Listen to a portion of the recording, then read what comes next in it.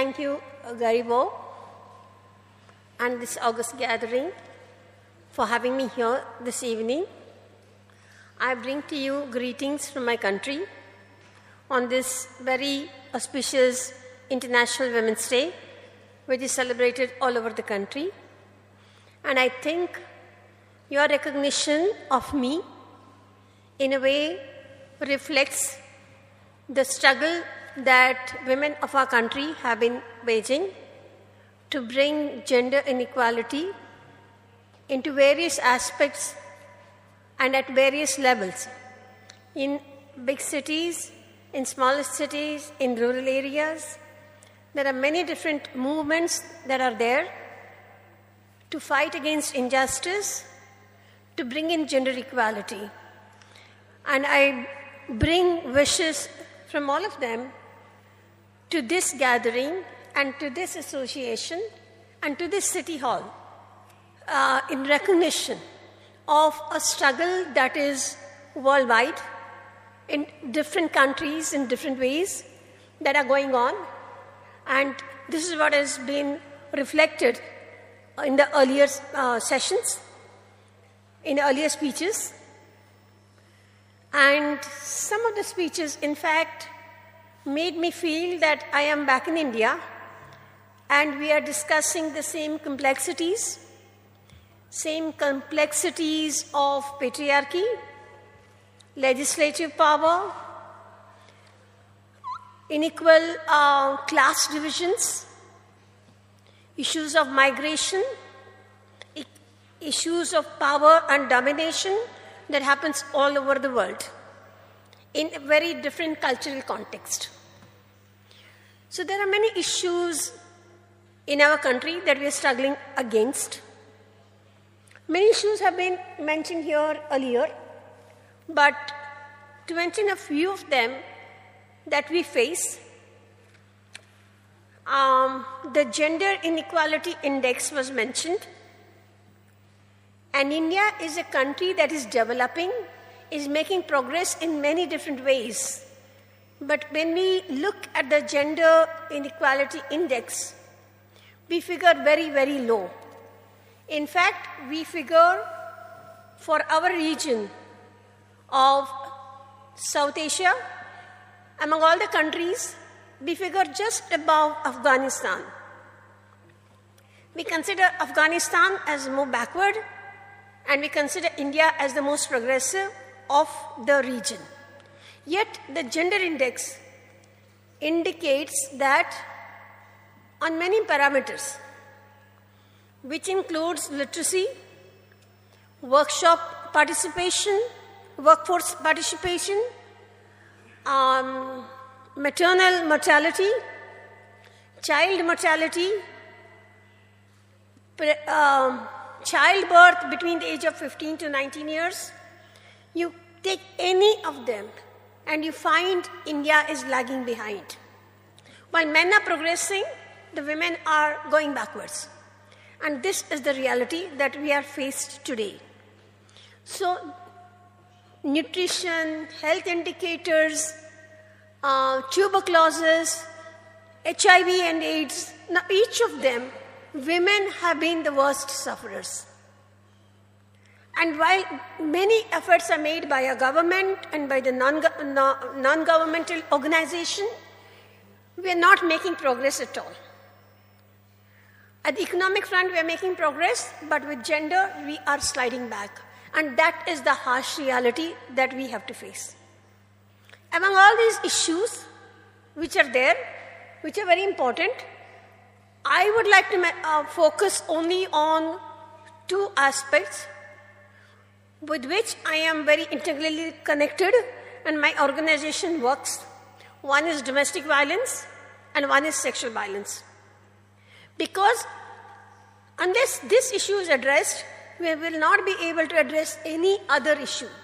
Because this is the bottom on which all other discrimination in fact hinges.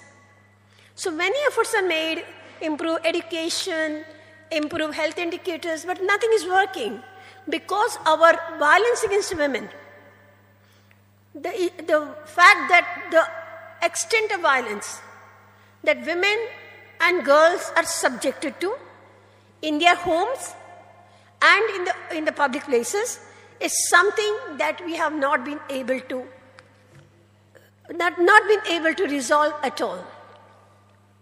For me, the issue starts in 1980 when the new wave of women's movement started against a very adverse Supreme Court ruling where a 16-year-old girl, tribal, orphan, poor, working as a maidservant, was raped by policemen inside a police station.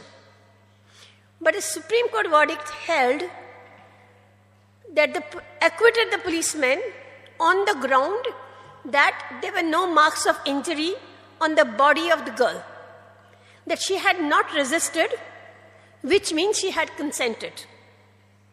And why did the court think like this? Because she had eloped with her boyfriend and she was only 16-year-old.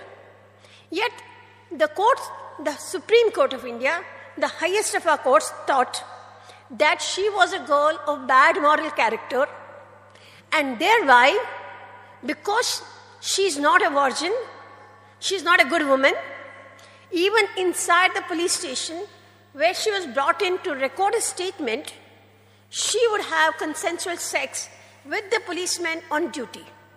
And this is how a progressive country like ours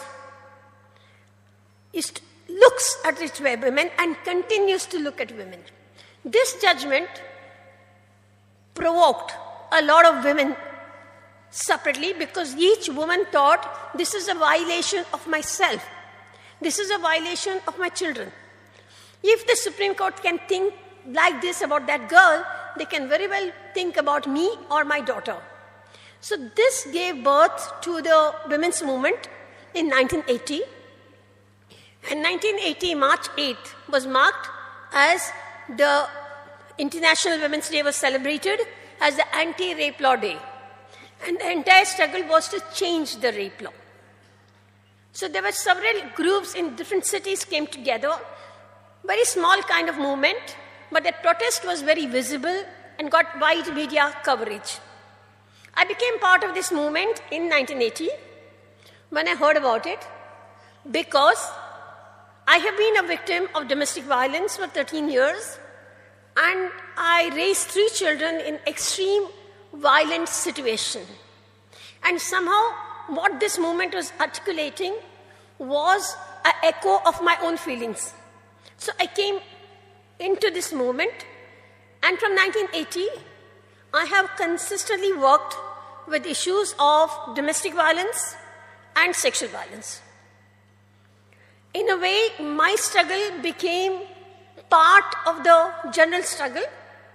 I wrote my own story, my own autobiography at that time, to make one realize what ordinary middle-class women go through. It's not the extreme kind of violence that we talked about, like dowry death, killing women for dowry, dead bodies, but it's something that happens every day of our lives, continuously, and in a way it mars one's spirit. It is humiliating, it is degrading, and it passes a message on to the next generation that violence against women is accepted and this is the norm. All that I wanted to do was break this cycle of violence, give a positive message to my children that one doesn't have to accept this violence. So I endured a lot of hardship because of that. And oppression is the state oppression, the church oppression, the community oppression, all of it come together, and which closes down on you that there is no space left. So in a small way, some of us broke that and went out and started creating structures where other women could come, where a group of women can extend support to other women going through similar situations. I made a lot of progress in the meantime. I was just school-leaving educated at the time. I went on to study. I became a graduate. I became a lawyer, post-graduation in law, started writing law books. It's been a long journey, but I feel the ground level situation has not changed. So we brought in changes in the rape law in 1983. And I do not have the PowerPoint here to see, but since then, our graph for rape goes like this. Every year, the number of cases that are reported has gone up. So the more we make progress, the more we slide back, because the number of rapes in our country has kept on increasing. But you can say that, okay, because of the movement, more women are coming out. But if you see conviction rate, this graph gives you conviction rate. That conviction rate has remained at the same level. So all the red marks are acquittals. So a woman may go to complain with a lot of hope that now I will get justice. But at the end of it, when the accused are acquitted, the girl is termed as a liar. That having filed the case and gone through the criminal justice mechanism, ultimately, when she is not able to get a conviction, it is construed as she has filed a false case. And she is a liar. And this opinion, this impression dominates our legal system. It not only dominates our legal system, but the same gets conveyed through the media. The same is conveyed to the police, and the same is, the ethos continues to be the same, that if you are raped, it's better not to file a case, and if you have filed a case, then you have no justice in any case, and you will be termed as a liar. And this is the reality. Yet, if you see consistently, our country has, or rather our women's movement, consistently has demanded changes in the law. And we have all the changes that you ever mentioned in all your presentations, including the right to vote we got in 1947 when we got a new constitution, right to abortion, legal abortion, all the rights we have. Rape law was amended, domestic violence law was enacted, dowry prohibition law was brought in.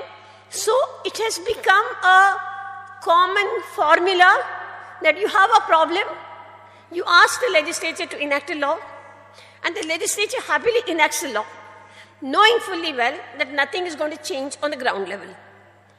And what is the rape law always trying to pinpoint is increase in punishment. You might have heard about a gruesome case that happened in 2012 in the capital city of Delhi, where a young 22-year-old girl was gang raped by 4 men, brutally gang raped, and she died. Subsequent to it, we got another change in law, and the demand was death penalty. The legislature stopped short of death penalty, but made the law even more stringent, like imprisonment for the remainder of the entire life.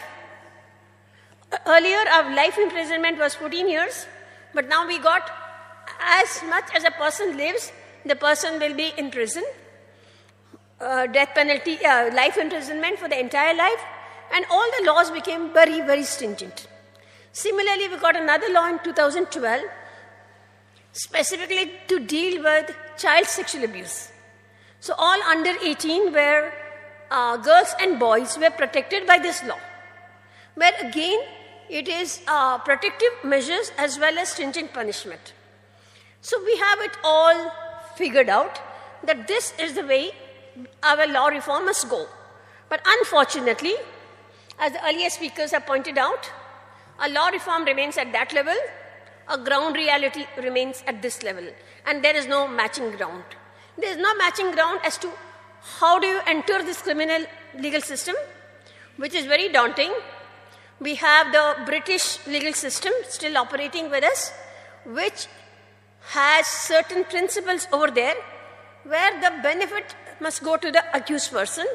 There's no protection to the victim at all. There's only state and the accused person. So with this, in 2011, our organization started entering the criminal legal field to protect the right of the victim. My entire paper deals with providing support to the victim to make them into survivors. Because sometimes we, in the middle of all this, we change the name.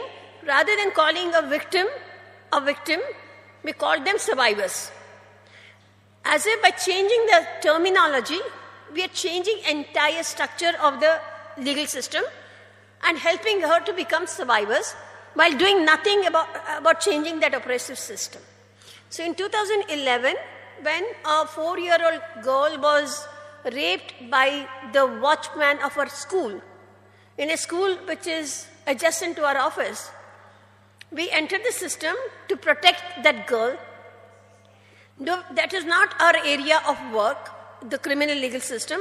We said we will protect this woman who was a migrant to the city, whose daughter was a first-generation literate, to help them to negotiate the criminal legal system. And at the end of 2-year struggle, we were able to get conviction. And that was a big morale booster for our entire team, that we had figured out how to provide support to the victim. Over the next 3 years, we have dealt with about 700 cases of sexual violence of women and girls. And we have come out with a report with startling revelations which were not there. As the earlier speaker said, all the time our rape law hinges on all the rapes happen by strangers. Again, there are class differences there, as in this Delhi rape case, middle-class girl getting raped by working-class poor boys. Similarly, we had a case in Mumbai, again a gang rape case of a middle-class girl and working-class boys. And it is very easy to demand death penalty in situations like this.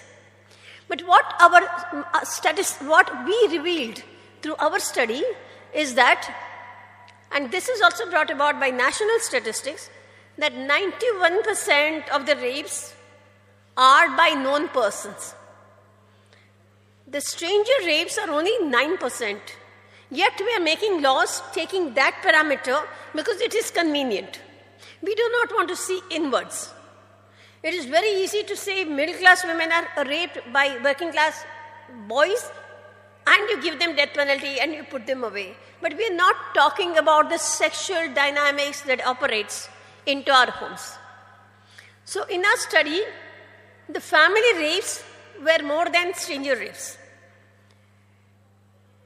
In the family, what you have is the highest number is fathers and stepfathers, followed by uncles, grandfathers, cousins, neighbors, community people.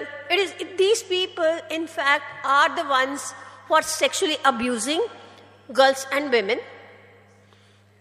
74% of our girls cases were minors under 18.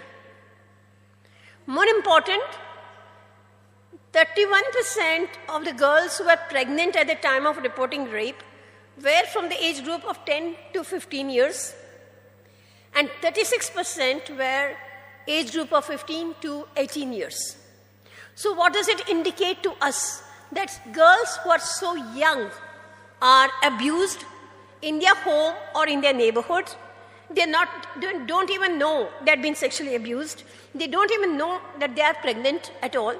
And only because of some health problem, when they enter the public hospital, it is revealed that they have been sexually violated. If we see conviction rate, again we have this low conviction rate where the girl is put in the witness box and a great deal of pressure is exercised upon her, and she is interrogated by an astute criminal lawyer. And she is put there without any preparations, maybe after 1 year of the incident, maybe after 2 years of incident, and is made to ask questions in such a manner that she is not able to answer these questions, and the minute she does not answer these questions, the case becomes a failed case and it becomes acquittal. So this is the situation we try to change. And we try to provide support to the girl in the courtroom or before she goes for the case, because the criminal rape case is like answering an exam. And unless a child knows how to answer the questions, she will fail. There is no question about it. And the rape trials are behind closed door, what we call in-camera trials. When a trial is in camera, we presume that the judge will follow the law. But if the judge does not follow the law, there is nobody to monitor what the judge is doing. But since we became support persons for the girl, we could enter the courtroom, we could watch what is happening, and we could produce the report and put it before the Chief Justice to bring in changes. In fact, this week, on Thursday was a case in the High Court where we have brought up this fact that the court infrastructure has not changed.